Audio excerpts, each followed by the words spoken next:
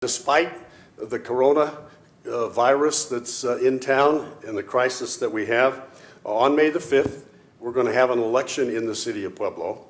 Ballots will be sent out for that election in about 10 days. It's going to be an all-mail ballot, so you don't have to go anywhere to vote. The ballot will come to you at your home. You just need to fill it out and send it back. And the question you have to decide for the city of Pueblo is whether you want to terminate the franchise agreement with Black Hills Energy 10 years early and establish a municipal utility. Everyone should vote in this election who gets a ballot and make their preferences known.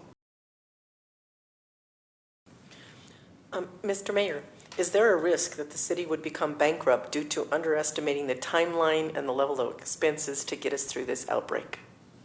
Question submitted previously with respect to municipalization, wasn't it? Yeah. So there's no question. And as I told you at the outset, on May the 5th, we're going to have an election to determine whether or not the franchise agreement with Black Hills Energy should be terminated early. And that question relates to, is there a risk that the city would become bankrupt by that process? And there's no risk that the city would become bankrupt by that process because the city is not going to be at risk for any liability there.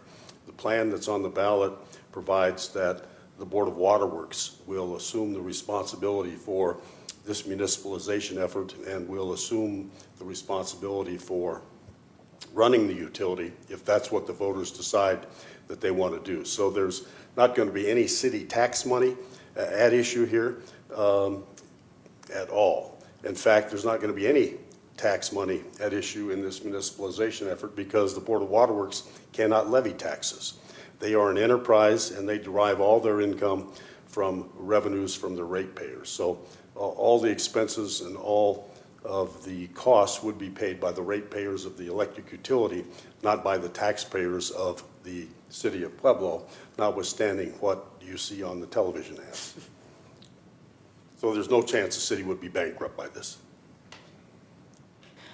On that same note, can the ballot question 2A be placed on hold due to the current COVID-19 pandemic? Yeah, well, it can't be really placed on hold. Under the state constitution, the state statutes, we are allowed to terminate the franchise agreement at before the 10th year anniversary. That 10-year anniversary comes on August the 10th. So an election has to be held before August the 10th. May the 5th was selected because that's a statutory election day in the state of Colorado, so that the special districts and some cities will be having elections on May the 5th. And so that's why that date was selected, so that we can share the costs with the other districts that will be having elections that day.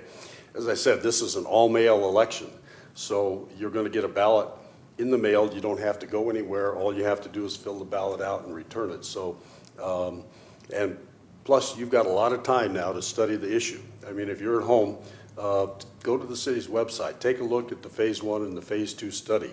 Get the information you want. Don't rely on what you're seeing on TV. Go educate yourself about the advantages and disadvantages of municipalization so that you can make an informed decision. You've got plenty of time to do that. So the May 5th election is not going to be postponed, no.